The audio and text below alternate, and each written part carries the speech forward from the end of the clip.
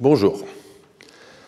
Merci d'assister à mon cours de l'année 2023 intitulé « Vers l'Éthiopie avec Cosmas, 6e siècle, Benjamin, 12e siècle, Marco, 13e siècle ».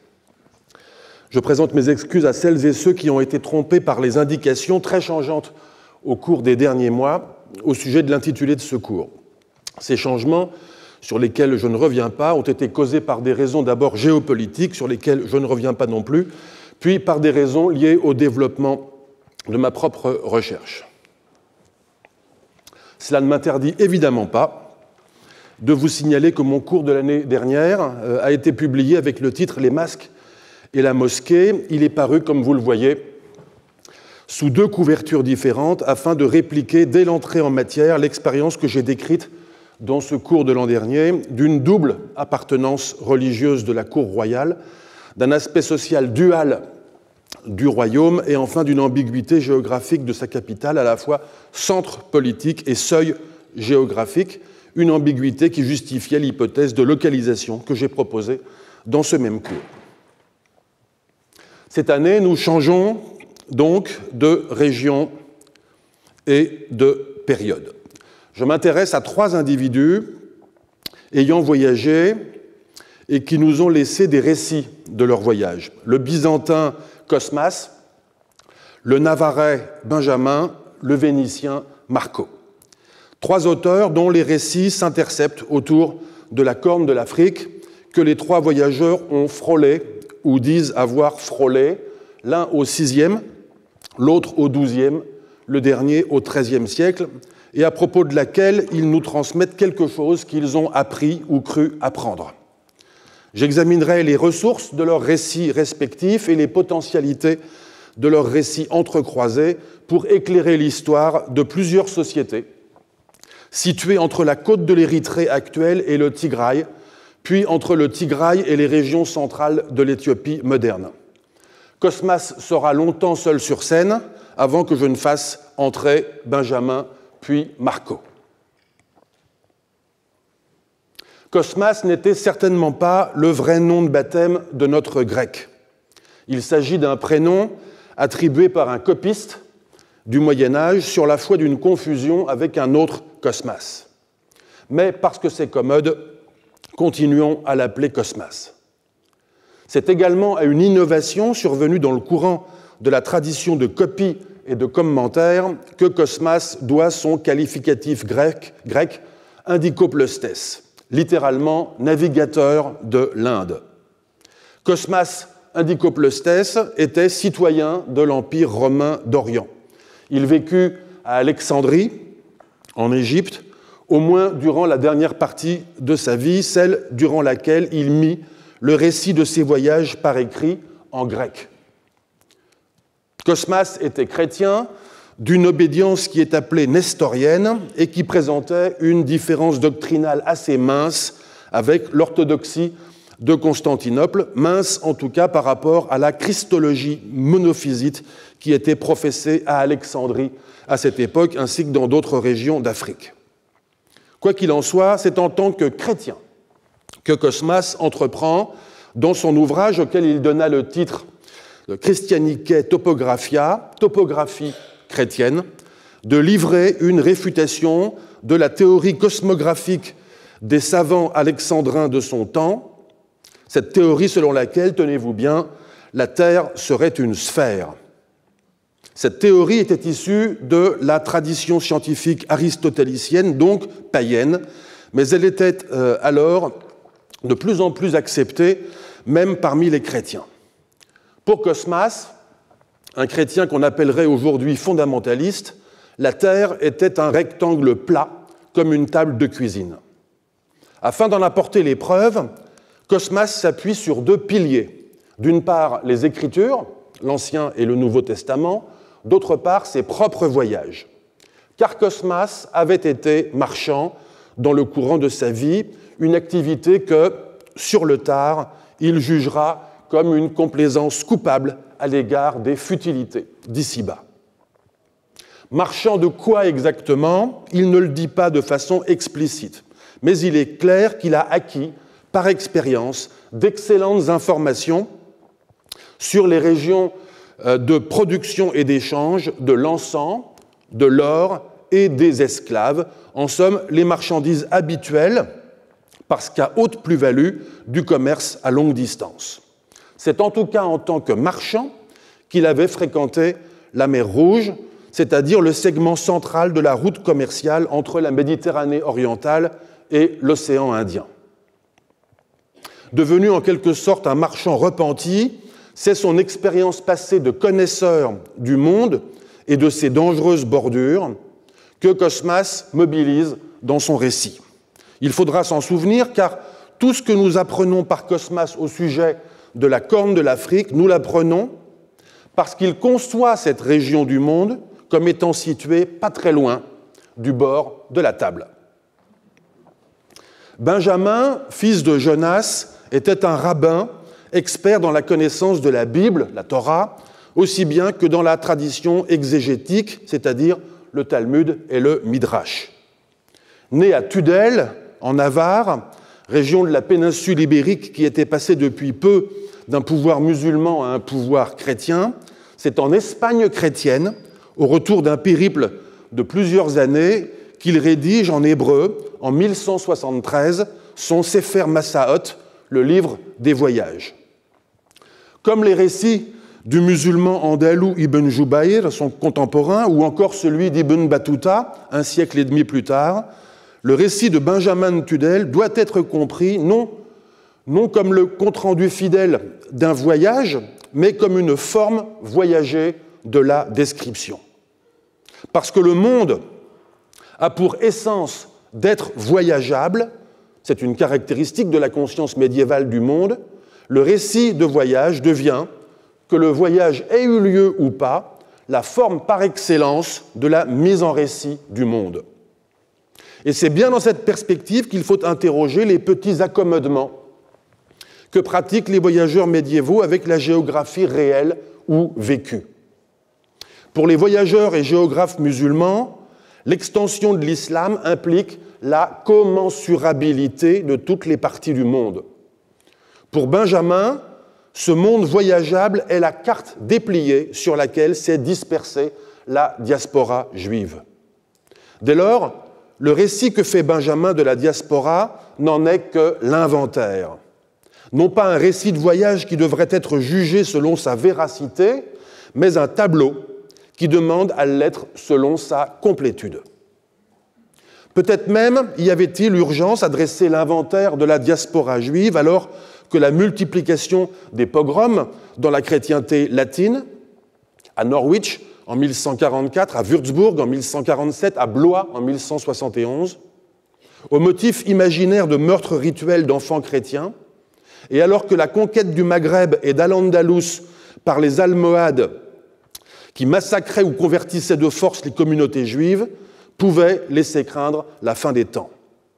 C'est la conscience inquiète d'un dangereux présent qui rend si nécessaire chez Benjamin la connaissance des communautés juives les plus éloignées du tumulte. Et c'est comme un possible espoir de survie qu'il faut entendre ce qu'il relate à propos d'un mystérieux et redoutable royaume juif qui serait situé en Abyssinie, les montagnes de la Corne de l'Afrique. Dans la grande province qu'il appelle Abbassie, c'est-à-dire l'Abyssinie, les Juifs, dit Marco Polo, ont deux signes inscrits au fer chaud sur le visage. Les musulmans en ont un seul. Les chrétiens, comme il se doit, en ont trois. Il n'est pas question ici de royaume juif. En revanche, il y aurait 3 royaumes musulmans et 3 royaumes chrétiens. C'est en tout cas le tableau que brosse Marco de l'Abyssinie un siècle après Benjamin de Tudel.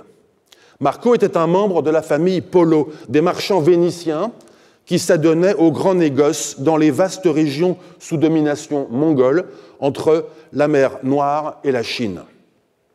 Étant entré au service de Kubilai Khan, l'empereur de Chine, pour le compte de qui il effectua des missions durant près de 2 décennies, Marco Polo reprit la direction de l'Occident en 1291.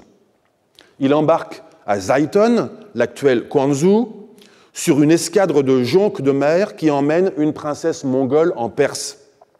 Il passe par Sumatra, par Ceylan, par la côte occidentale de l'Inde, Ormuz, où il débarque avant de traverser la Perse et de rejoindre la mer Noire. C'est durant l'itinéraire en mer d'Arabie qu'il entend parler, sans doute de la bouche de marchands musulmans, de la rive opposée du bassin commercial islamique de l'océan Indien, à savoir le monde swahili d'Afrique orientale, dont il condense les deux extrémités, Mogadiscio en Somalie et Madagascar. Et puis, de plus loin encore, venus de derrière ce monde côtier, lui proviennent des échos de l'Abyssinie, qu'il confond en partie avec la péninsule arabique. Des 6 rois mentionnés dans cette région, le plus puissant, d'après lui, serait l'un des chrétiens, qui vit encore plus loin, derrière les royaumes musulmans. Marco en donne pour illustration l'histoire qu'il raconte dans son Devisement du monde, composé en français ou en franco-vénitien, dans une prison de Gênes par son scribe Rustichello, une histoire à la fois si précise et si louche, au regard de ce que l'on connaît de l'histoire de cette région d'Afrique, qu'on s'y est peu arrêté. L'histoire est celle d'un évêque de ce royaume chrétien qui, s'étant rendu en visite à Jérusalem, fut intercepté sur le chemin du retour par l'un des rois musulmans voisins du royaume chrétien de l'intérieur et qui fut circoncis de force. Dans sa colère, nous dit Marco Polo, le roi chrétien lança son armée et mena ses éléphants contre l'ennemi qu'il anéantit. Des 3 hommes que je viens de mentionner, seul Cosmas a une connaissance directe d'au moins certaines régions de la Corne de l'Afrique. Il a à coup sûr fait escale dans un port d'Érythrée, à Doulis. S'il est possible que Benjamin, quant à lui, ait voyagé d'Aden au Caire, dans la mer Rouge, puis à travers le désert oriental égyptien, il est en revanche très improbable qu'il ait posé le pied dans les régions d'Érythrée ou d'Éthiopie actuelles. Ce qu'il dit à propos du royaume juif des Hautes-Terres, il le doit à des informateurs. Quant à Marco Polo, enfin, il est tout à fait certain que l'Abyssinie constitue pour lui un horizon second, situé au-delà d'un monde, celui de l'océan Indien, dont il n'a eu connaissance que par ouï-dire. Alors, me direz-vous, pourquoi prêter attention et pourquoi consacrer un cycle entier de cours à 3 voyageurs qui n'ont fait mieux que de s'intéresser à la Corne de l'Afrique, pour ainsi dire, en passant? Eh bien, parce que l'intérêt qu'ils manifestent tous les 3 pour une région d'Afrique qui est encore trop loin pour eux n'est pas un intérêt passif. Chacun de nos 3 voyageurs pose à ses informateurs des questions, le doigt pointé vers l'horizon. Il consigne les indications qu'on lui donne et il prend soin de leur donner sens dans sa représentation du monde. Il s'oblige à en laisser témoignage. Chacun d'eux sait qu'il y a, à l'intérieur de ce qu'on appelle la Corne de l'Afrique, des sociétés et des pouvoirs qui manquent au tableau de leur voyage, mais qui participent du mouvement du monde, de ses circulations commerciales et de ses conflits religieux.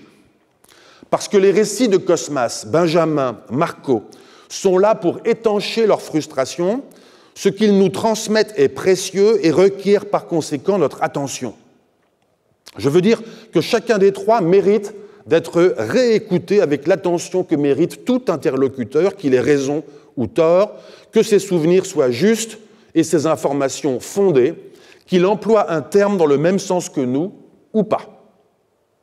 Parce que Cosmas semblait pouvoir offrir une garantie d'authenticité, il a souvent été lu au pied de la lettre sans toujours chercher à comprendre ce qu'il voulait dire.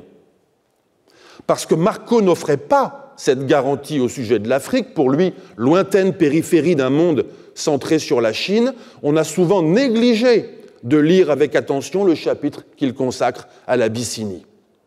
Benjamin, quant à lui, a été lu alternativement, comme on a lu Cosmas et comme on a lu Marco. Et pourtant, à les réécouter tous les 3 avec attention, il sera possible d'ajouter quelques traits pertinents à l'histoire des sociétés africaines de la Corne de l'Afrique entre le VIe et le XIIIe siècle. Quelques traits Ce n'est pas rien quand cette histoire reste essentiellement, en raison de la rareté de la documentation, une ébauche. Il y a un débat académique sur la question de savoir si le surnom Indicopleustes donné à Cosmas était mérité, à savoir si Cosmas était vraiment allé, oui ou non, en Inde. Mais qu'on réponde oui ou qu'on réponde non, le débat reste tristement nominaliste, c'est-à-dire tristement attaché à la croyance qu'un même nom désigne une même chose à travers le temps et l'espace. Le nominalisme, voilà le piège fatal qui guette les historiens et les historiennes. Car Cosmas est allé en Inde. Il n'y a aucun doute à cela. Si je me permets d'être si affirmatif, ce n'est pas simplement que Cosmas affirmait lui-même à ses lecteurs qu'il avait navigué vers ce qu'il appelle l'Inde intérieure, région dans laquelle il inclut la Chine. Mais c'est parce que l'Inde, dans la conception de Cosmas, conception qu'il faut observer avec attention, n'avait pas du tout la même extension que le pays que nous appelons Inde aujourd'hui. On sait en effet que pour les cosmographes de la tradition grecque égyptienne, comme pour les praticiens du voyage de l'Antiquité tardive, qu'ils croient ou non que la Terre fut une sphère, l'Inde commençait dès la rive droite du Nil, englobait le désert oriental d'Égypte, ainsi que les régions adjacentes d'Afrique, perçues comme situées à l'est de ce fleuve. L'Inde s'étendait à la péninsule arabique, à la Perse, à l'Inde et aux régions plus lointaines encore. Ce que je ne sais pas, mais cela ne m'intéresse pas tant que ça, c'est jusqu'à quelle extrémité orientale de l'Inde a voyagé Cosmas. Ce qui m'intéresse en revanche, c'est que, en descendant le long de la mer Rouge en direction du sud, Cosmas, dans sa géographie mentale, est déjà en train de traverser une partie de l'Inde. Du côté droit, donc du côté africain, il s'agit des régions occidentales de l'Inde. Du côté gauche, donc du côté de la péninsule arabique, il s'agit des régions de l'Inde intérieure, qui s'étend de plus en plus intérieure jusqu'au bord oriental du monde. C'est une géographie mentale similaire à celle de Cosmas que partagent Benjamin et Marco, celle d'une Inde étalée d'ouest en est, étagée entre des horizons liquides successifs qui sont en même temps des voies navigables, le Nil, la mer Rouge, le golfe Persique. Les auteurs antiques et médiévaux ont parfois donné à ces différents horizons indiens des adjectifs. Inde mineure, Inde médiane, Inde majeure, Inde citérieure, Inde ultérieure. Ils ont cru de cette façon lever leur propre confusion. Mais il ne faut pas prendre ces descripteurs pour des clés de déchiffrement qui seraient valables partout et tout le temps. À être nominaliste, nous ne pourrions pas comprendre que la province d'Abyssinie de Marco Polo est l'Inde moyenne et que cette Inde moyenne est située des deux côtés de la mer Rouge. Mais si nous le comprenons, alors nous pouvons situer géographiquement les épisodes qu'il raconte. Retenons pour l'instant une seule chose, ce que j'appelle, depuis le début de cette séance et de façon faussement détachée, la corne de l'Afrique, parce que nous sommes habitués à percevoir cette région comme une partie repérable, grâce à sa forme caractéristique de corne dans le nord-est du continent africain. Nos trois auteurs, eux, l'envisagent comme une partie de l'Inde. Cosmas s'est donc rendu dans cette Inde, située sur la rive de la mer Rouge, et on ne doit pas exclure non plus qu'il ait navigué vers d'autres Indes plus lointaines. Benjamin a peut-être coupé l'Inde en deux le long de la pliure de la mer Rouge. Marco, quant à lui, a coupé l'Inde en deux un horizon plus loin, à hauteur du golfe Persique. Ayant tous trois, au moins une fois dans leur vie, croisé l'Inde, l'un au 6e, les autres au 12e et au 13e, tous les trois ont eu leur attention captée par une commune partie de l'Inde située dans ce que nous appelons l'Afrique. C'est l'histoire de cette commune partie de l'Inde durant ces 7 siècles qui constitue l'intrigue de ce cours. Cette partie africaine de l'Inde, nos voyageurs la décrivent. Cosmas connaît assez bien le pays qui s'étire entre la ville côtière d'Adulis et la ville d'Aksum, qui est la capitale du royaume des Aksumites, dont Adulis n'est qu'une province, la province maritime. Autour, dans le reste de la corne de l'Afrique, il connaît d'autres régions qu'il appelle Barbarie ou encore pays de Sassou. Nous tenterons de repositionner ces lieux sur la carte, non pas notre carte, mais la sienne.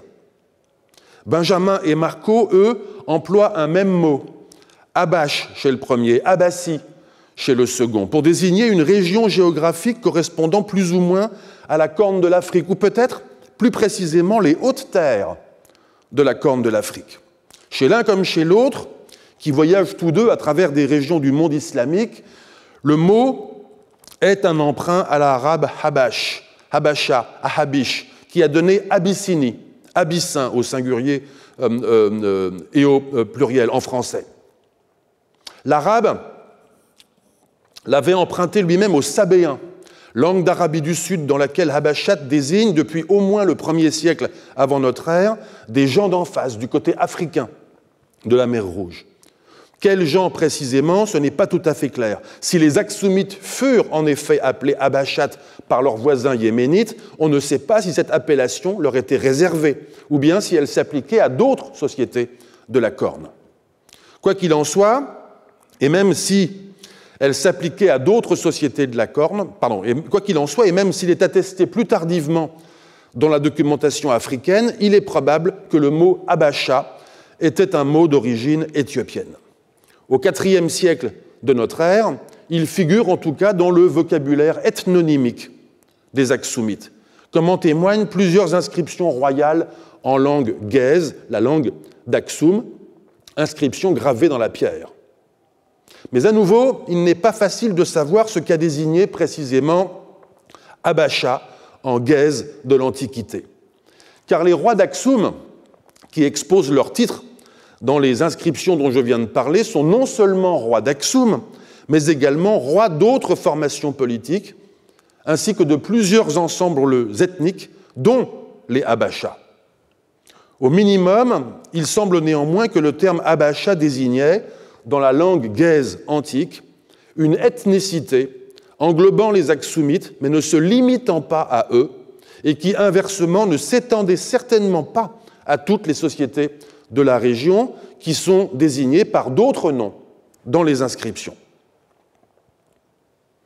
Plus tard, en arabe, le mot Habasha a souvent désigné les esclaves originaires de la Corne de l'Afrique, qui étaient l'un des produits du commerce les plus prisés dans le monde islamique. C'est la raison pour laquelle les Éthiopiens du Moyen Âge, tant chrétiens que musulmans, conscients de la connotation dépréciative associée au terme Habasha à l'extérieur de leur pays, ont généralement cherché à esquiver son emploi à leur propos. Je viens de dire les Éthiopiens. Ce mot est absent chez Benjamin et Marco. Si Benjamin et Marco le connaissent, ce qui est probable, ils l'évitent cependant consciemment parce qu'il est souvent associé, dans l'Europe médiévale, à une région du monde, à savoir l'Afrique au sud du Sahara, perçue comme étrangère à l'Inde parce que située à l'ouest du Nil. Cosmas, pourtant, utilise abondamment les mots éthiopiens, Éthiopie.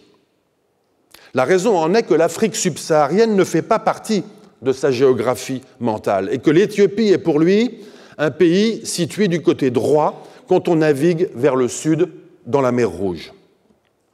Un vieux terme grec, aïthiops, littéralement « visage brûlé », est déjà présent chez Pindare au 5e siècle avant notre ère.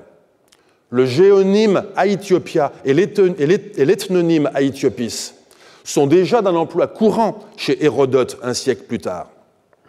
C'est ce même terme d'Éthiopie qu'emploie la Bible grecque, comme dans le psaume 68, pour traduire le terme hébreu « Cush », qui désignait alors le pays situé au sud de l'Égypte.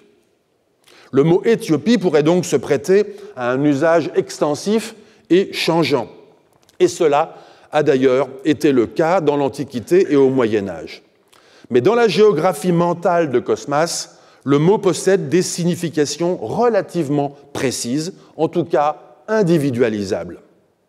Notre voyageur chrétien qui ne croit pas à la sphéricité de la Terre, y est obligé, car il en va de la robustesse de toute sa démonstration relative à la forme et aux dimensions de la Terre. Pour Cosmas, en effet, la Terre que nous habitons, c'est-à-dire le monde créé par Dieu, a été explicitement représentée dans la Bible. Non pas tout à fait sous la forme d'une table de cuisine, comme je le disais, mais sous la forme du tabernacle. Miskan en hébreu, skene en grec. Littéralement la résidence de Yahvé, à savoir le temple portatif construit par Moïse d'après les instructions divines reçues au mont Sinaï. Il s'agit d'un meuble rectangulaire, 2 fois plus long que large, qui renfermait les tables de la loi ainsi que le mobilier liturgique. Parmi les nombreuses très belles illustrations, des miniatures, que contiennent les manuscrits de la topographie chrétienne, il en est plusieurs qui montrent le monde tel que Cosmas se le représente. Je vous en montre une à l'image que j'emprunte au manuscrit Sinaiticus. Vous voyez une sorte de coffre rectangulaire qui est fermé sur le dessus par une toiture voûtée en berceau. Le côté du coffre qui nous fait face est ouvert, de sorte que nous pouvons voir l'intérieur. Que voyons-nous? Nous voyons en bas, c'est-à-dire au fond du coffre, une base rectangulaire qui supporte l'écoumène, oikoumènes, c'est-à-dire le monde habité, ou, si vous préférez, l'Eurasie et l'Afrique. Si vous voulez davantage situer plus facilement, hein, voilà, ça, c'est l'Eurasie, ici, là, c'est l'Afrique. Et donc la péninsule arabique, tout le monde l'a déjà repéré, c'est ici. Une montagne s'élève dans le nord de l'écoumène. Il s'agit d'une représentation schématique du pendage nord-sud qui, pour Cosmas, explique la disparition nocturne du soleil, que l'on voit d'ailleurs sur la miniature occupant différentes positions dans le ciel. Un océan entoure l'écoumène de tous côtés. On ne le voit pas entièrement à l'image car la montagne bouche la vue sur ce qui se passe du côté nord. Cet océan est à son tour contenu par un ruban de terre rectangulaire, donc l'océan circulaire est là, enfin l'océan environnant est là, d'accord, il fait tout le tour, et puis autour un ruban qui retient l'océan. Un ruban de terre rectangulaire qui dessine le périmètre extérieur du monde. Cette autre terre, située sur la rive extérieure de l'océan environnant, nous autres hommes, dit Cosmas, l'avons habité jadis dans ses parties orientales avant le déluge sous Noé. C'est là, précise-t-il en s'appuyant toujours sur les Écritures, c'est là que se trouve le paradis. Ce monde, l'écoumène, plus l'océan environnant, plus le ruban de terre périphérique, est entouré de parois verticales sur les 4 côtés, qui soutiennent tout en haut la voûte en berceau longitudinal. À hauteur du plan de naissance de la voûte, donc ici, était tiré une sorte de faux plafond. C'est le firmament, c'est-à-dire le ciel. Ce firmament sépare le monde d'en bas, celui des créatures, les humains et les anges, et au-dessus le royaume des cieux, le monde où séjourne déjà le Christ et où ressusciteront les morts. Comme l'ont montré Wanda Wolska dans ses travaux consacrés à la théologie de Cosmas et dernièrement encore Maya Kominko dans un ouvrage portant sur les miniatures de la topographie chrétienne dans leur environnement byzantin, ce système de représentation du monde chez Cosmas remplit 2 objectifs en même temps. D'une part, celui de fournir une représentation du monde à la fois conforme aux Écritures et compatible avec l'expérience. D'autre part, celui visant à fournir un cadre tangible, une topographie au sens propre, à la doctrine chrétienne de la résurrection, et plus spécifiquement à la christologie et à la conception de la prophétie dans le courant nestorien auquel appartenait Cosmas et dont il était en quelque sorte le cosmographe.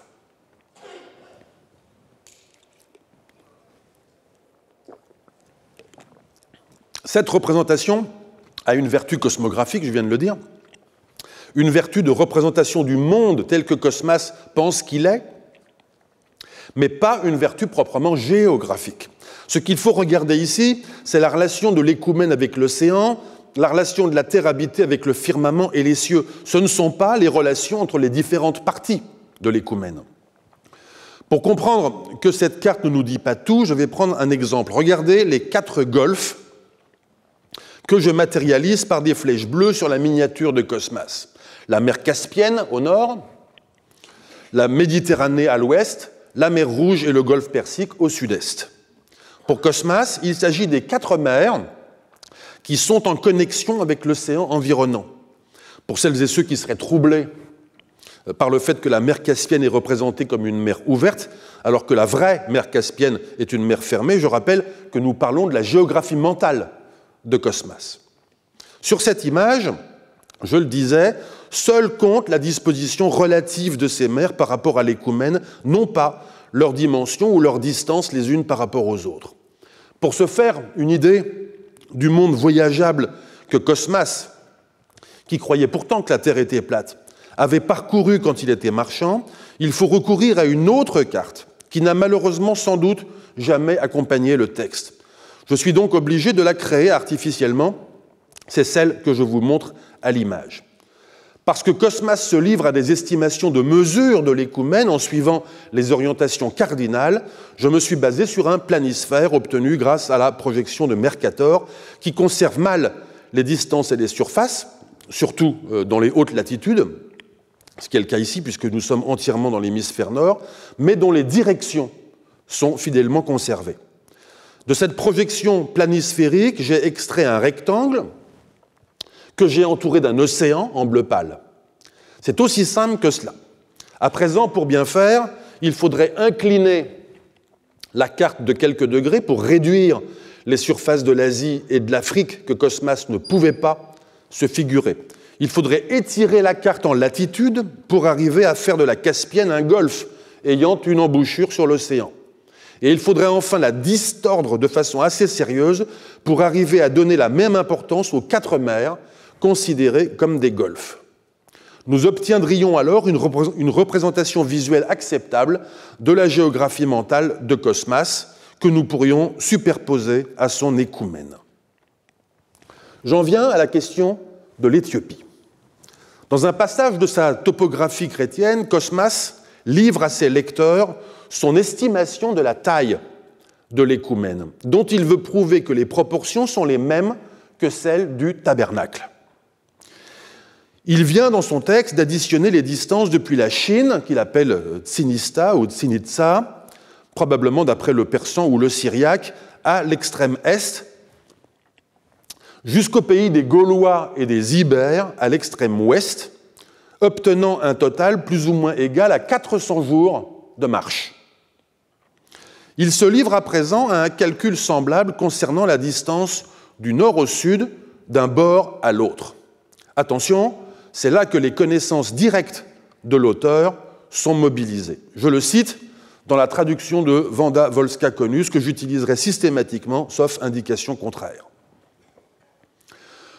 Pour la largeur de la Terre, des régions hyperboréennes jusqu'à Byzance, il n'y a pas plus de 50 journées.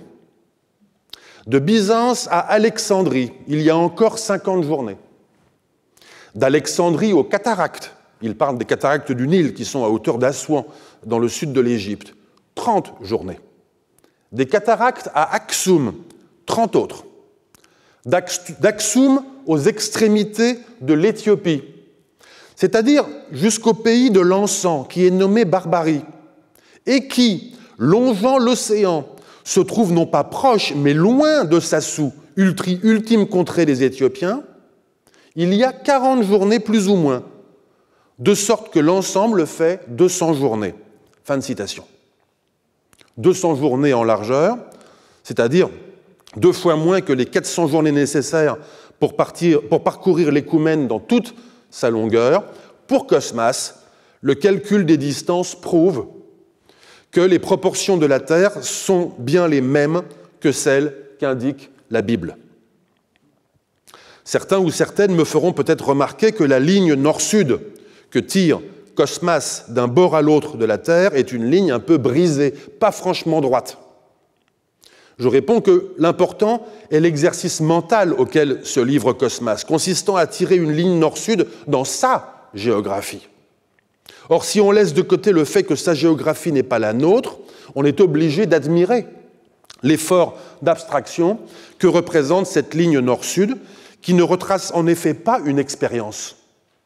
Car on ne voyage pas plus en ligne droite d'Alexandrie à Axoum que l'on ne voyage en ligne droite des régions hyperboréennes à Alexandrie, qui, comme par hasard, vous le notez, est l'exact milieu. Pour penser cette ligne droite, il faut avoir converti une expérience réelle de voyage terrestre, de traversée maritime, de détour, en une mesure. Cette opération m'intéresse car c'est elle qui situe la corne de l'Afrique tout au bord méridional du monde habité. À présent, nous voudrions clarifier les indications données par Cosmas au sujet de la corne de l'Afrique.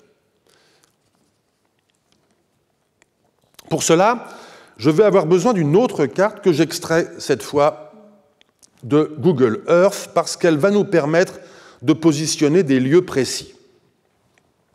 Du côté sud, je tronque l'Afrique comme Cosmas pensait qu'elle était tronquée et je l'entoure d'un océan. Cet océan environnant se confond avec notre océan Indien et débouche dans la mer Rouge par le golfe d'Aden ainsi que dans le golfe Persique.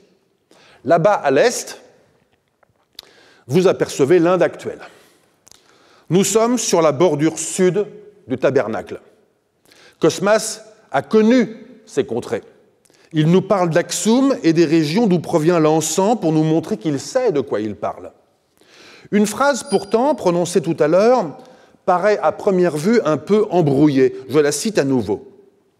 D'Axoum aux extrémités de l'Éthiopie, c'est-à-dire jusqu'au pays de l'encens qui est nommé Barbarie, et qui, longeant l'océan, se trouve non pas proche, mais loin de Sassou, ultime contrée des Éthiopiens, il y a 40 journées plus ou moins.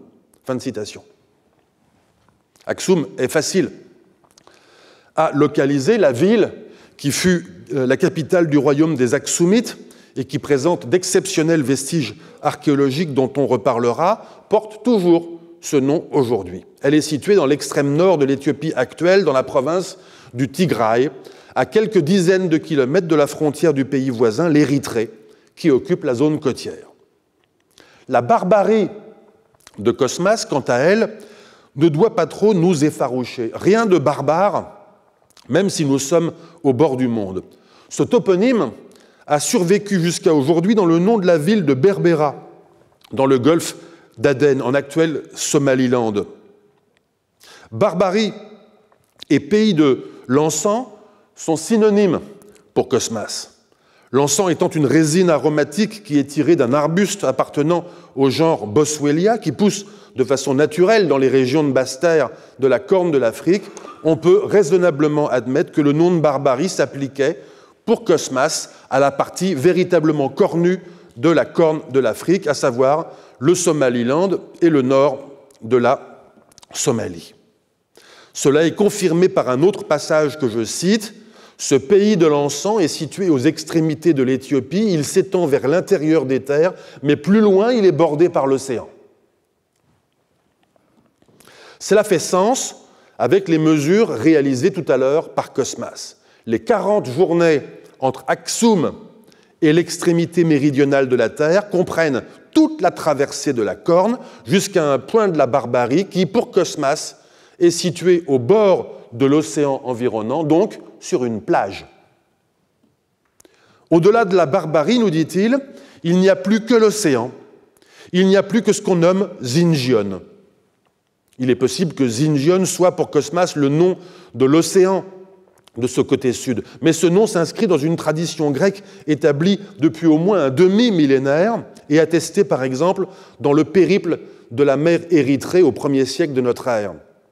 Selon cette tradition, Azania est le nom de la côte africaine au sud de la pointe de la Corne et les Zangenai en sont les habitants.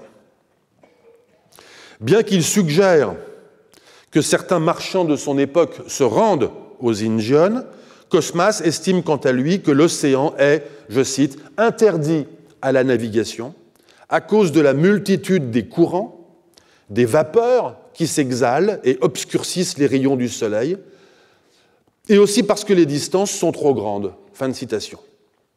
Il faut croire que d'autres que Cosmas soit ne croyaient pas que la terre habitée était inscrite dans un rectangle, soit étaient plus téméraires que lui pour aller ainsi se risquer tout au bord. Au passage, le mot Zinjion, d'origine inconnue, a survécu dans le terme arabe Zanj, qui désignait les Africains et Africaines des côtes orientales, et aussi dans le nom de l'île de Zanzibar. À la lecture de Cosmas, nous comprenons également que le mot Éthiopie peut s'entendre dans un sens générique pour désigner cette région du monde située au sud de l'Égypte, entre le Nil et l'océan. Dans cette acception du mot Éthiopie, alors la barbarie est bel et bien située aux extrémités de l'Éthiopie, et l'Arabie du Sud, que Cosmas appelle pays des Himyarites, et qu'il identifie avec raison au pays de la reine de Saba de l'Ancien Testament, fait face à l'Éthiopie, de l'autre côté de la mer Rouge. Mais on détecte aussi un sens plus restreint, un sens vaguement politique du mot Éthiopie. C'est le pays dominé par les Aksumites, ou du moins en relation de dépendance à leur égard. Cosmas, tout à l'heure, a pris soin de préciser, en une curieuse formulation, que le pays de l'encens nommé Barbarie se trouve, je cite une nouvelle fois, non pas proche, mais loin de Sassou, ultime contrée des Éthiopiens. Ici, contrée des Éthiopiens ou pays éthiopien, Koraton Aethiopon, n'a pas le même sens que Éthiopie à Éthiopia au début de la phrase. Il faut donc restituer deux significations du mot Éthiopie dans la géographie de Cosmas. Au sens générique, la barbarie était l'extrémité de l'Éthiopie géographique.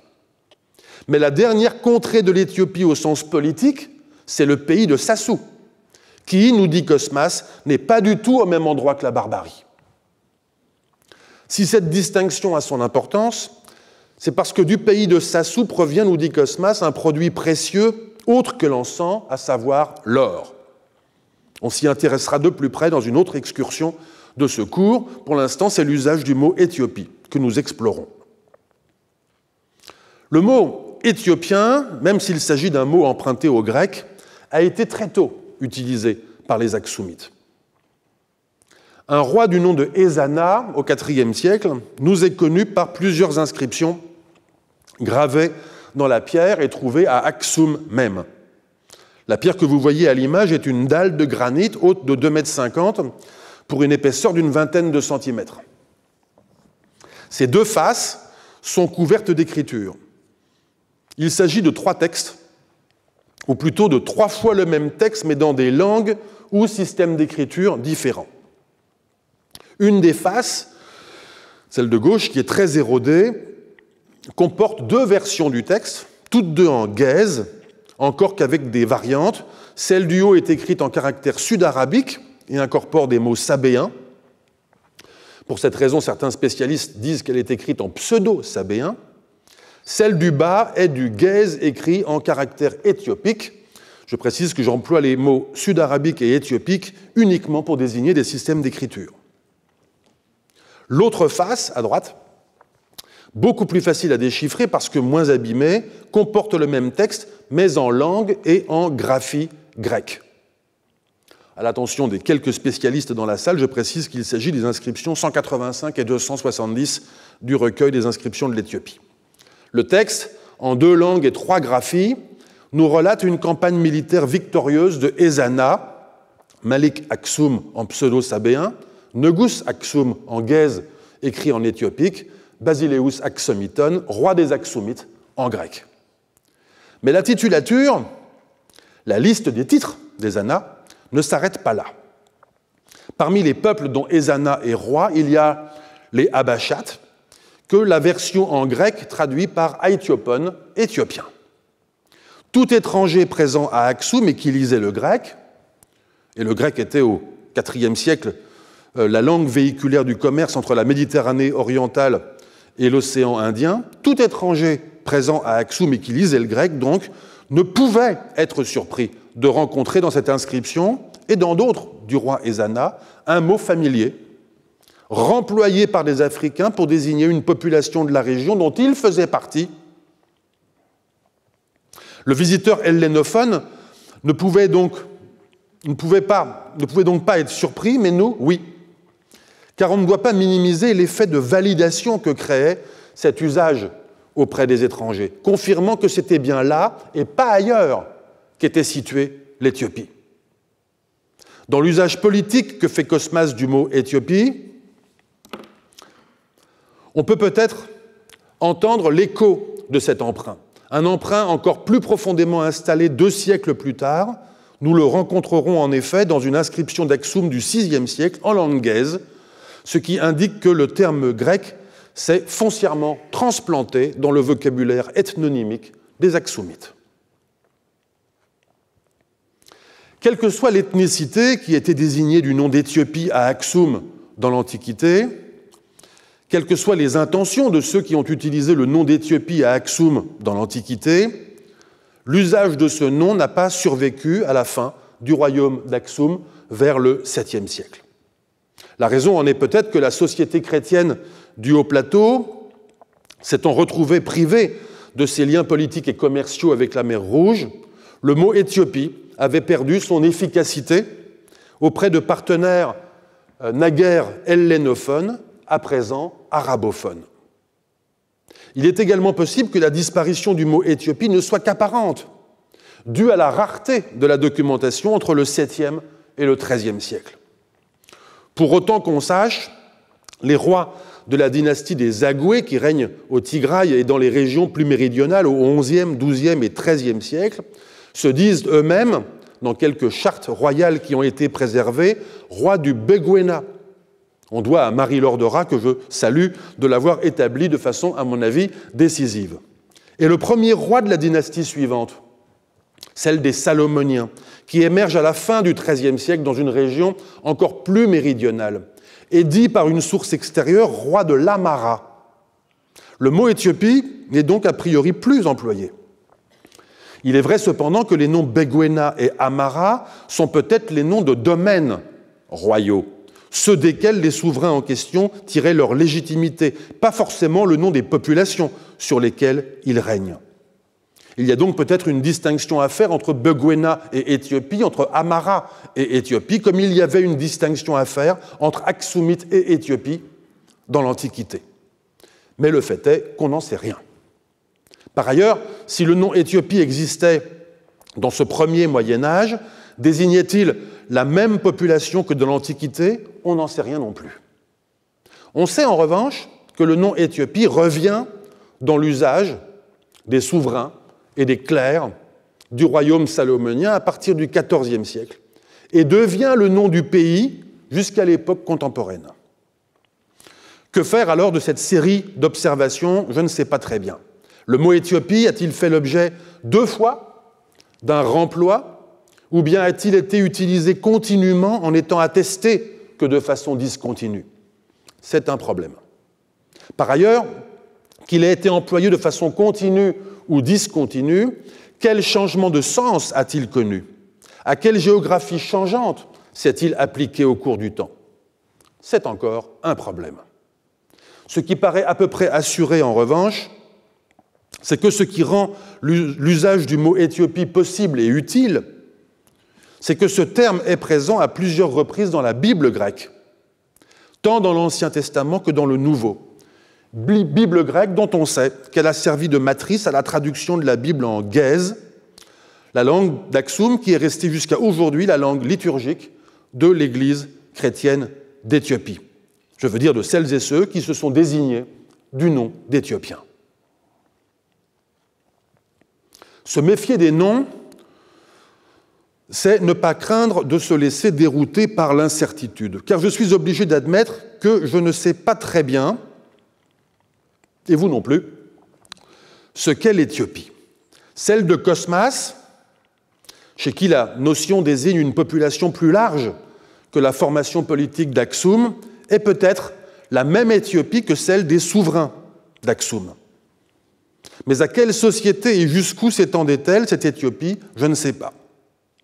Si les chrétiens des hauts plateaux se sont identifiés avec les Éthiopiens de la Bible, alors l'Éthiopie des siècles après Aksum n'avait sans doute pas la même géographie que le domaine royal du Beguena et de la Mara. Et il en fut à coup sûr ainsi à partir du XIVe siècle. En somme, l'Éthiopie est une géographie en mouvement. J'appelle donc Éthiopie cette région d'histoire, dont je ne sais pas très bien où elle se situe à chaque période donnée entre le VIe et le XIIIe siècle, et dont on ne sait pas très bien non plus ce qui s'y passe, quelle société elle enveloppe, quel pouvoir les domine.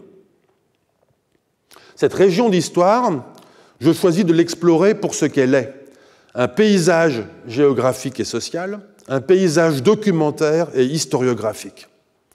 J'aperçois, je découvre, j'observe, j'explore certains lieux que je choisis en raison de leur relief. Je les choisis parce que depuis ces reliefs, comme je l'ai fait tout à l'heure avec le mot Éthiopie, il est possible de varier le point de vue. Et parce qu'un nouveau point de vue vous a fait voir le paysage différemment, il vous est alors possible à nouveau d'apercevoir, de découvrir, d'observer, d'explorer ce même paysage en y repérant d'autres semblables reliefs qui les jalonnent.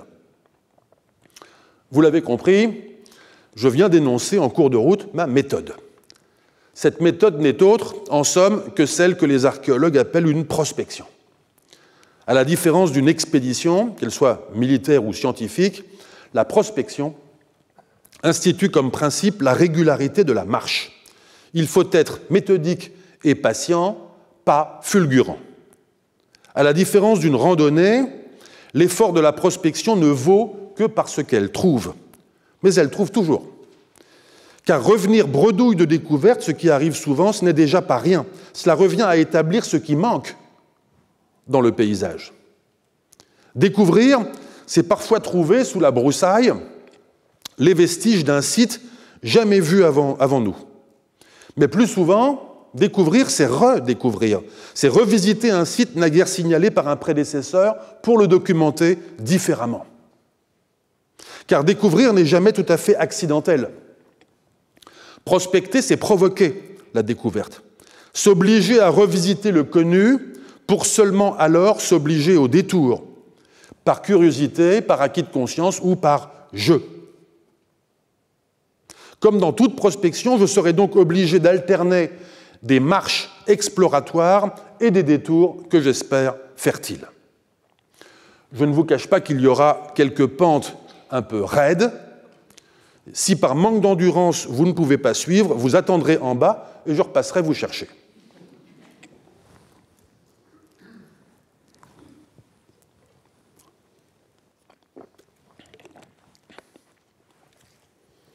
Au temps où j'étais dans ces parages, écrit Cosmas, il y a quelques 25 ans, au début du règne de Justin, empereur des Romains, ainsi commence Cosmas. Ce sont donc des souvenirs que nous raconte le voyageur grec à propos de la région d'Afrique qui nous intéresse. Relevons, avant d'aller plus loin, que cette date, fournie par Cosmas, lui permet de certifier son propre témoignage au sujet d'informations qui, à ses yeux, sont capitales, je le rappelle, parce qu'elles concernent la géographie de la bordure méridionale du monde. Et c'est à cette précaution, de la part d'un homme qui ne voulait pas croire au savoir des savants de son temps, les trouvant suspects ou frauduleux, que nous devons toutes les informations transmises par son texte au sujet de la Corne de l'Afrique. Pour les historiens et historiennes que nous sommes, il est également utile de pouvoir dater le séjour de Cosmas à Adulis sous le règne de l'empereur byzantin Justin Ier, qui régna, je le rappelle, de 518 à 527, plus précisément du début du règne de Justin, disons donc autour de 520, pour rester volontairement imprécis, et de pouvoir par conséquent en déduire la date de la rédaction de la topographie chrétienne des alentours de 545. Les souvenirs de Cosmas nous amènent donc dans une ville côtière de la rive africaine de la mer Rouge. Je le cite. À Adulis, c'est ainsi qu'on nomme la ville des Éthiopiens, distante des côtes de 2000 environ et qui sert de port au peuple des Aksumites, Là où nous faisons commerce, nous autres marchands d'Alexandrie et d'Éla, et là c'est le port actuel d'Israël sur la mer Rouge, se trouve un trône placé à l'entrée de la ville, du côté ouest, tourné vers la route d'Aksum. C'est un trône de marbre d'un des anciens rois d'ici, un Ptolémée. Il est d'un excellent marbre blanc, comme le sont les tables blanches, mais ce n'est pas du marbre de Proconnèse. La Proconnèse, c'est une île de la mer de Marmara, célèbre pour ses carrières de marbre dans l'Antiquité. Le trône, continue Cosmas, le trône a une base carrée, 4 colonnettes minces et petites aux 4 angles, et une autre, plus épaisse, au centre, sculptée en torsade. Sur les colonnettes repose un siège, le dossier du trône et les 2 accoudoirs, le droit et le gauche. Le trône tout entier, avec sa base, ses 5 colonnettes, son siège, son dossier et ses 2 accoudoirs tout entiers, est taillé dans un seul bloc de pierre et mesure dans son ensemble environ 2 coudées et demi, comme les sièges que nous appelons chairs. Derrière ce trône se trouvait un autre monument en pierre de basalte, haut de 3 coudées environ et de forme carrée, sorte de stèle. Le mot grec est eikon, effigie, qu'on pourrait préférer traduire par dalle, mais je conserve la traduction de Wanda Wolska-Konus. Sorte de stèle dont le sommet, se terminant en pointe et s'abaissant légèrement de chaque côté, est à l'image de la lettre lambda, mais l'ensemble est carré. Écroulée à présent, cette stèle gît derrière le trône, sa partie inférieure cassée et perdue. Le monument tout entier et le trône sont couverts de caractères grecs. Au temps où j'étais dans ces parages, il y a quelques 25 ans, au début du règne de Justin, empereur des Romains, Elatzbaas, pour lors roi des Aksumites, sur le point d'aller en guerre contre les Himyarites au-delà du golfe arabique, c'est-à-dire la mer Rouge, écrivit au gouverneur d'Adulis de relever les inscriptions gravées sur le trône de Ptolémée et sur la stèle et de les lui envoyer. Le gouverneur d'alors, un certain Asbas, m'ayant fait venir, moi et un autre marchand nommé Ménas, devenu par la suite moine et mort récemment, nous enjoignit d'y aller et de relever ces inscriptions. La copie, une fois faite, nous l'avons remise au gouverneur, gardant pour nous-mêmes un double que j'insère à présent dans ce livre comme une contribution à notre connaissance des lieux, des habitants et des distances. Nous avons trouvé de plus sur l'arrière du trône Héraclès et Hermès sculptés, à propos desquels mon compagnon, le bienheureux Ménas, remarqua qu'Héraclès était le symbole de la force et Hermès celui de la richesse. Fin de citation. Je reprendrai tout à l'heure avec la lecture des inscriptions en grec qui figuraient sur la stèle et sur le trône. Nous sommes donc à Adulis, vers 520. Vous voyez à l'image la photo satellite de la région que j'ai légèrement inclinée vers la rive africaine. Adulis est le point au milieu de l'image. Devant vous, face au sud, il va falloir vous y habituer, le sud est en face, s'étend la mer Rouge qui se prolonge par le détroit du Bab el-Mandeb dans le golfe d'Aden et passer la Corne proprement dite dans l'océan Indien. Aujourd'hui, les pays riverains de cette portion de la mer Rouge et du golfe d'Aden sont, du côté arabique, le Yémen et l'Arabie saoudite, du côté africain, le Soudan, l'Érythrée, Djibouti et le Somaliland. Vers 520, quand Cosmas y séjourna, peut-être l'une des multiples fois où il y séjourna, c'est le royaume de Himyar qui exerçait la souveraineté sur le Yémen et qui dominait la majeure partie de l'Arabie déserte.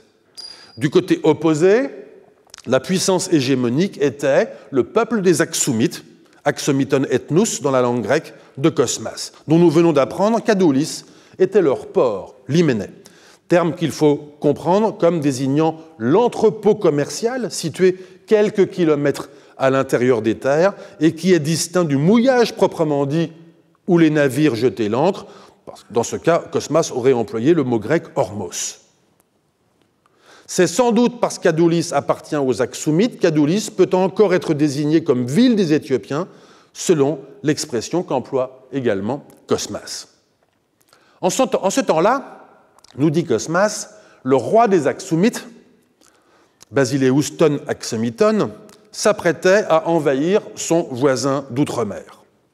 Ces deux puissances, Aksum et Himyar, que l'on qualifierait volontiers aujourd'hui de puissance régionale, luttaient à la fois pour des questions religieuses, on le verra plus tard, et des questions commerciales, notamment pour le contrôle du goulot d'étranglement que représente la mer Rouge, il est facile de s'en rendre compte à l'image, le long de la route qui voyait s'échanger épices contre métaux entre l'océan Indien et la Méditerranée. Cette rivalité régionale était attisée par des empires que l'on appellerait aujourd'hui des superpuissances. Byzance d'un côté et la Perse sassanide de l'autre. Les guerres perso-byzantines furent en effet récurrentes du début du VIe siècle jusqu'à l'avènement de l'islam dans le premier tiers du VIIe, particulièrement sous l'empereur byzantin Justinien qui succède à Justin. Au moment où Cosmas prend ses quartiers à Adulis autour de 520, un conflit se prépare qui n'est que l'expression d'une rivalité séculaire pour le contrôle de ce goulot d'étranglement.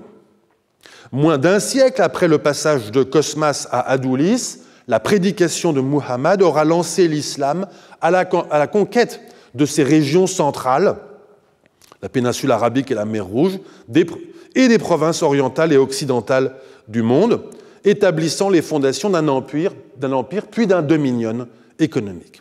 On a donc le droit, comme l'a fait l'historien américain Glenn Bowersock dans son ouvrage auquel le trône d'Adulis donne son titre, de voir dans la visite de Cosmas à Adulis une petite fenêtre ouverte pour un fugitif instant sur un seuil du monde, juste un peu avant le moment de bascule qui referme l'Antiquité tardive et ouvre le Moyen Âge.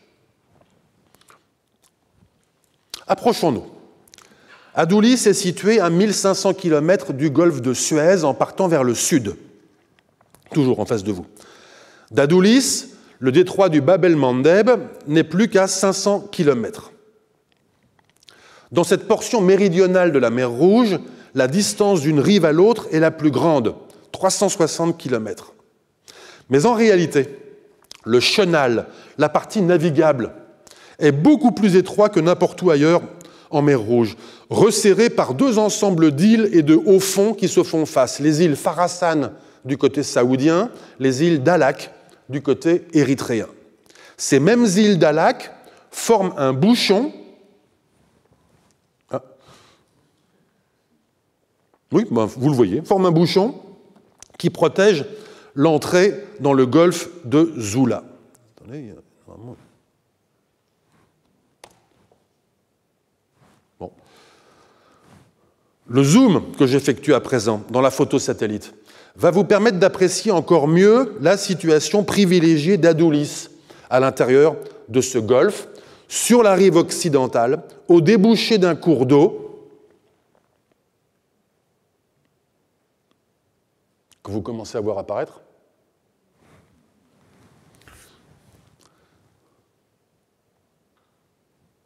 Au débouché d'un cours d'eau, voilà, que je repasse en bleu sur la photo. Il s'agit de l'Oued Hadas, qui irrigue aujourd'hui les champs des habitants du petit village de Zula. Mais l'archéologue Jean-François Breton a repéré en 2008, durant une reconnaissance du site, des aménagements hydrauliques anciens qui alimentaient à partir de deux prises d'eau dans l'ancien lit de l'Oued, deux oasis, une au nord et une au sud, qui peuvent avoir été les jardins de la ville antique d'Adulis. Je les repasse en vert à l'image.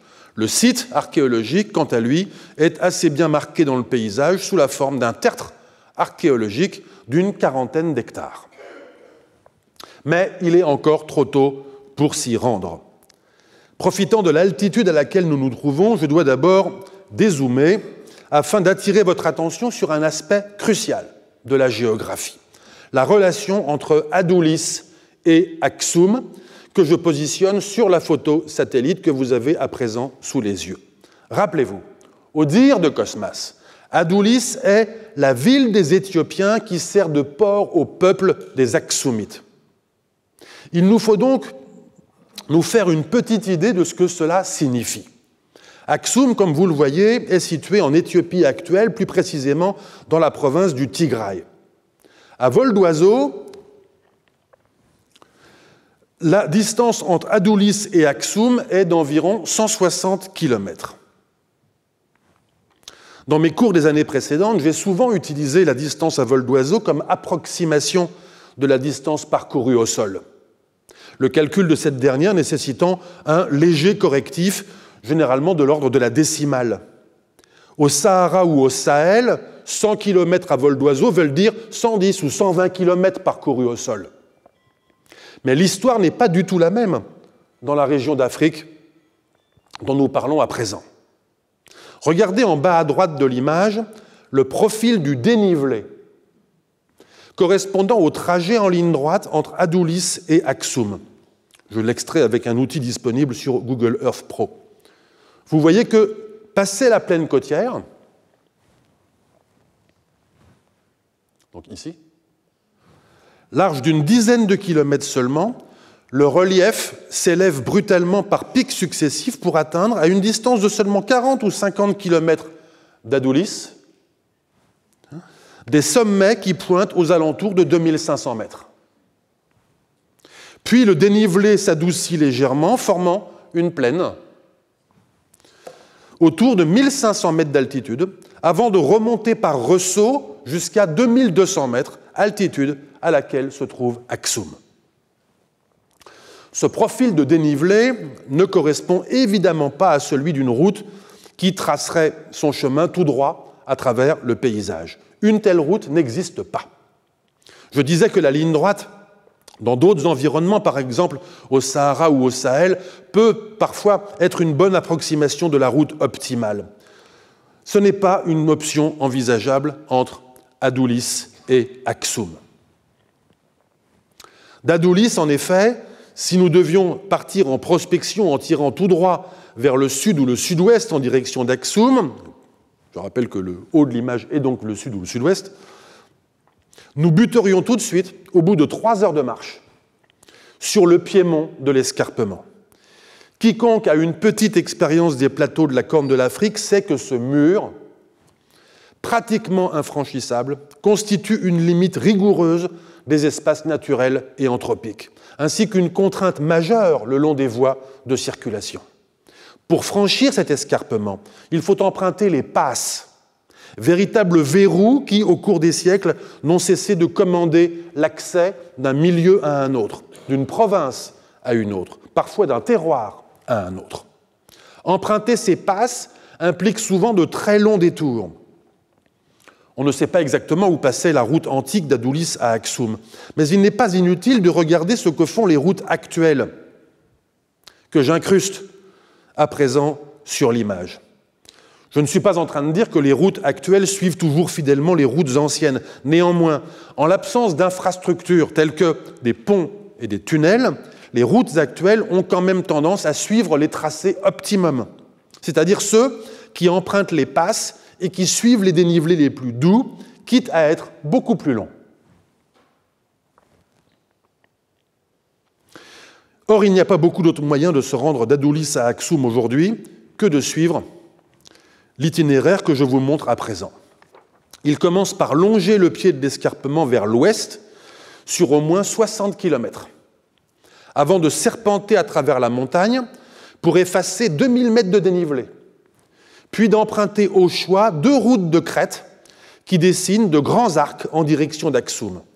À moins que vous ne préfériez, ce qui serait mon cas, une route médiane que j'ai dessinée en pointillé, moins pittoresque pour le touriste, mais qui a l'avantage de vous faire passer par une vallée d'altitude habitée et disposant par conséquent des ressources utiles aux voyageurs qui voyagent à dos de mule ou à pied.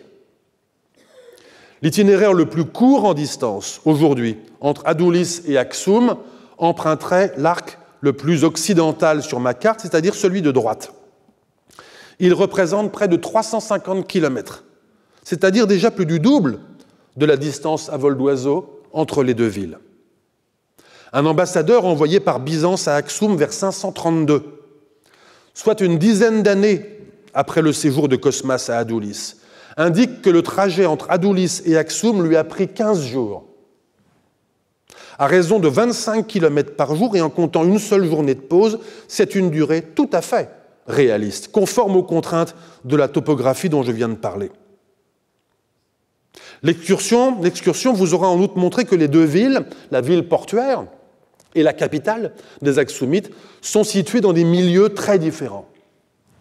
À Adulis, l'environnement aride des rivages tropicaux de la mer Rouge. À Axoum, l'environnement pluvieux des hauts plateaux d'Abyssinie.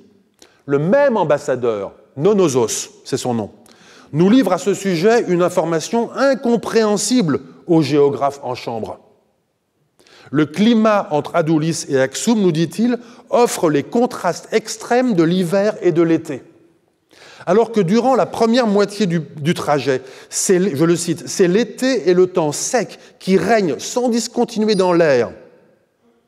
Pour la seconde moitié jusqu'à Axoum, je le cite encore, règne un rude hiver. Il ne sévit pas tout le jour, mais il commence à midi partout. Il remplit l'air de nuées et inonde la contrée d'averses violentes. Fin de citation.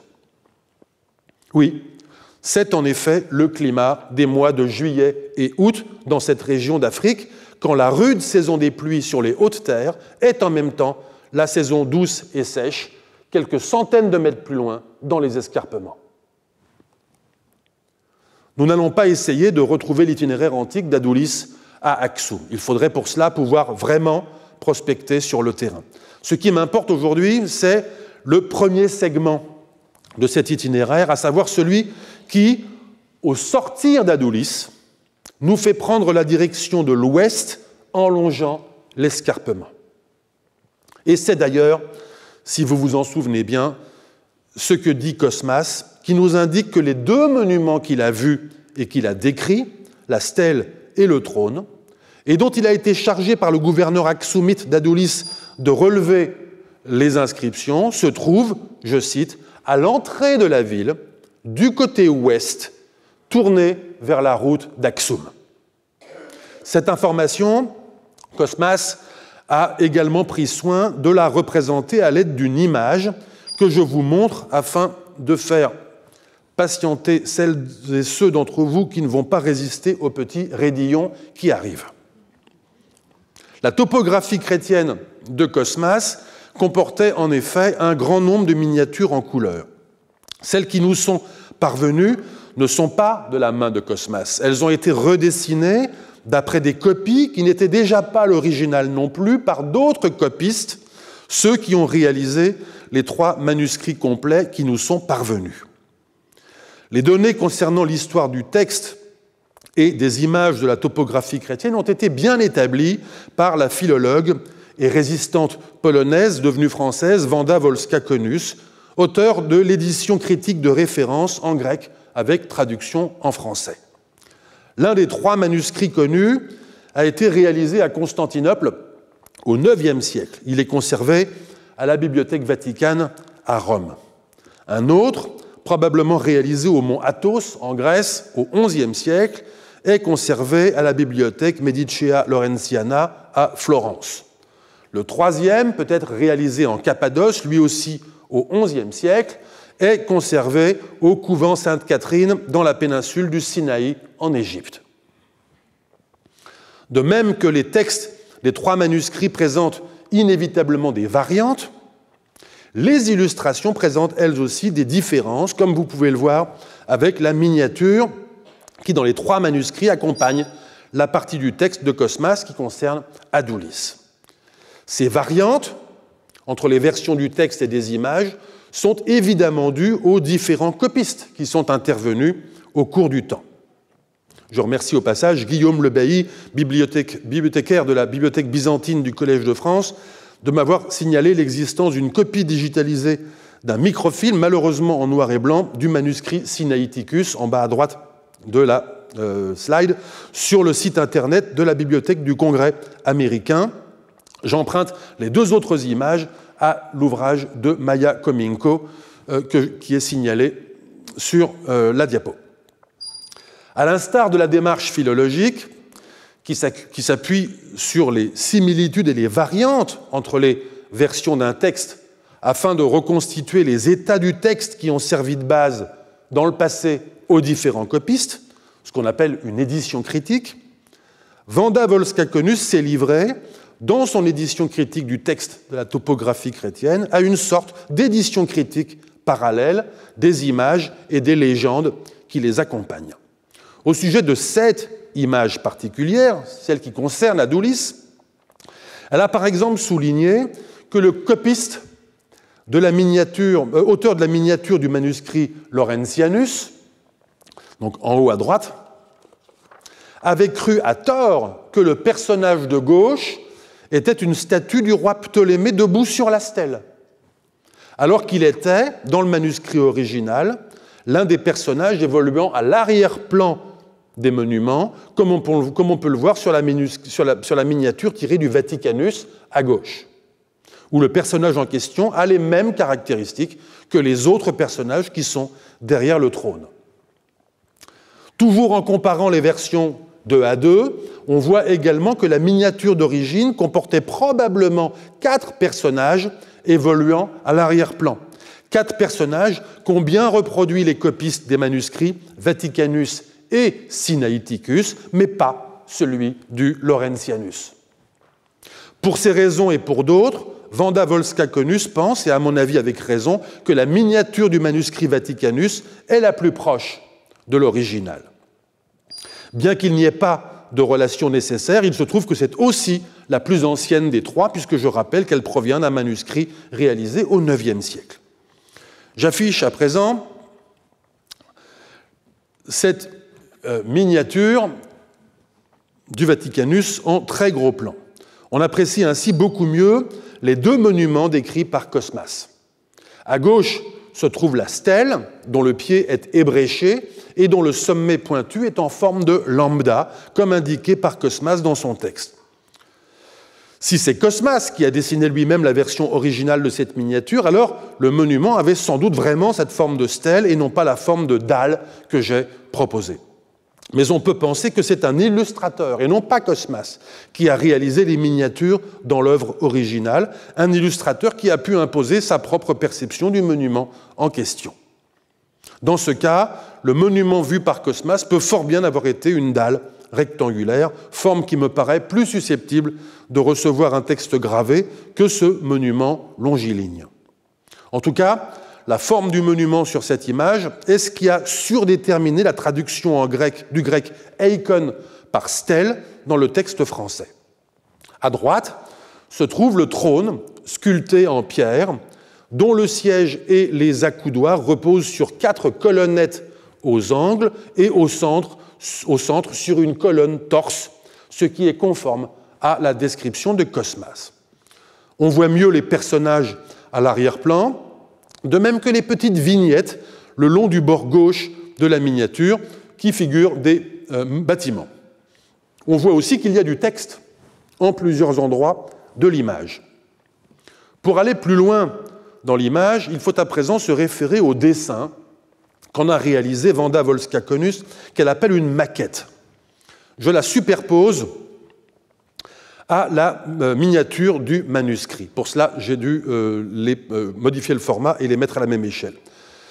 Une telle maquette est censée être le produit du travail philologique de reconstruction d'un état premier de l'illustration. Ce n'est pas tout à fait le cas ici. Ce dessin est simplement un relevé de la miniature du manuscrit Vaticanus. Mais ce n'est déjà pas rien. Car quelque chose apparaît plus nettement grâce à ce relevé, c'est que cette image est une carte. Le long de la bordure gauche de l'image, vous voyez en effet la mer, Thalassa, en l'occurrence la mer Rouge, ce qui indique que, à nouveau, le sud se trouve en haut de la carte. Le long du rivage, on rencontre en haut, donc du côté sud, Télonion Gabazas, la douane de Gabaza ou la douane de Gabaz, représentée par un bâtiment à coupole. Et en bas, donc du côté nord, également représenté par un bâtiment, un lieu appelé Samidi. Entre les deux est représenté Adulis, pas tout à fait collé à la mer, ce qui est peut-être une façon de faire correspondre l'image au texte qui nous a indiqué tout à l'heure qu'Adulis n'était pas situé le long du rivage. Ni Gabaza ni Samidi ne sont évoqués dans le texte, mais on peut supposer que l'un ou l'autre de ces deux lieux est le port proprement dit. Ce qui nous conduit à émettre l'hypothèse que Cosmas a réalisé lui-même les illustrations d'origine en voulant faire figurer sur sa carte des toponymes supplémentaires par rapport à son texte. Quoi qu'il en soit, les deux monuments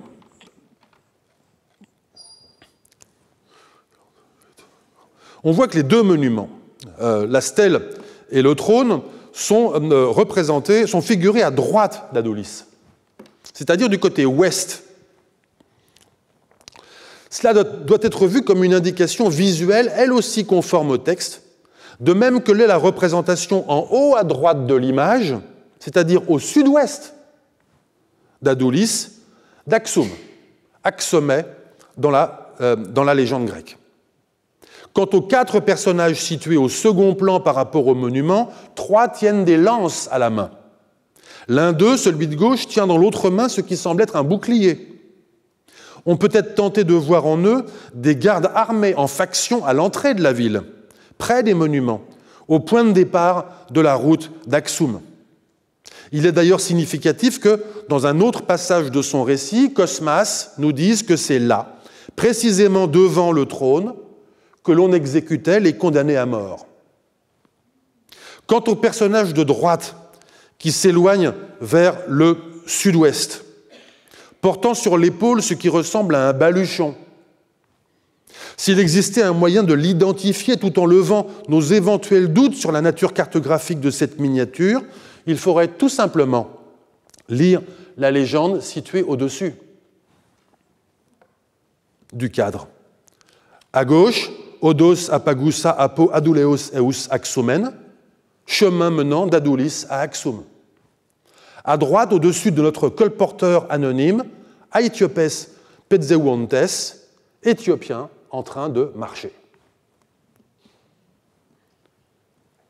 À Axum, pas très loin de l'entrée de Sainte-Marie de Sion, Mariam Tseyon en Guèze, qui est une église du XVIIe siècle, reconstruite sur le soubassement d'une église antique qui pouvait encore être décrite par un ecclésiastique portugais vers 1520, on peut voir plusieurs trônes ou bases de trônes, en tout cas des monuments interprétés comme tels aussi bien par les habitants que par les archéologues. S'il s'agit de trônes, ces monuments sont d'un type différent de celui vu par Cosmas à Adulis il y a 1500 ans. Ils ne sont pas sculptés et ajourés dans des blocs monolithiques, mais ils sont composés d'un assemblage de pièces de différentes formes et de différentes tailles, comme vous pouvez le voir à l'image.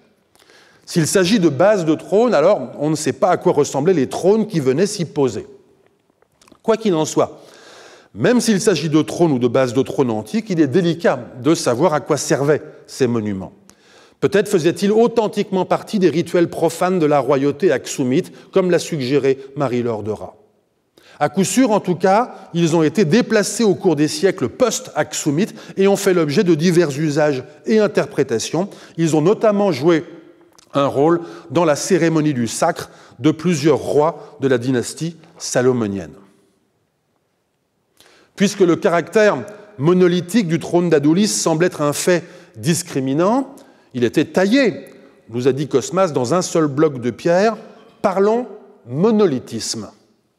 Les sociétés de la Corne de l'Afrique ont en partage depuis le 3e millénaire avant notre ère la réalisation de très nombreux monuments monolithiques, c'est-à-dire sculptés dans la roche. Axum présente une profusion de semblables monolithes, en l'occurrence des stèles. Par centaines, elles parsèment le site, beaucoup couchées au sol, certaines encore debout.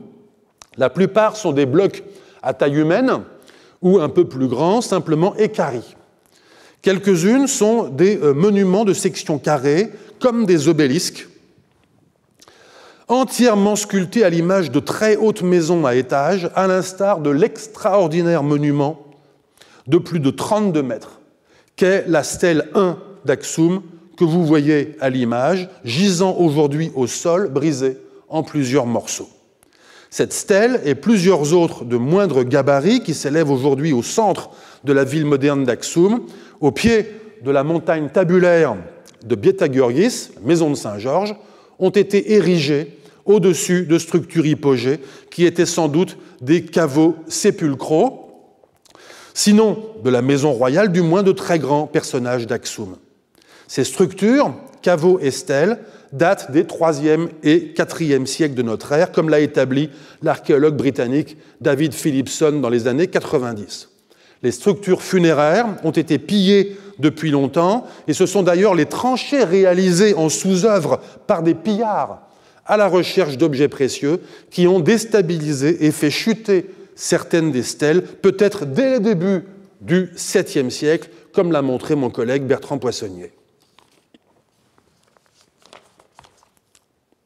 Le début de l'occupation continue d'Aksum remonte aux périodes dites pré-aksumites, 700 à 400 avant notre ère, et proto-aksumites, 400 à 150 avant notre ère. Je suis ici la périodisation et la chronologie établie par l'archéologue italien Rodolfo Fatovic.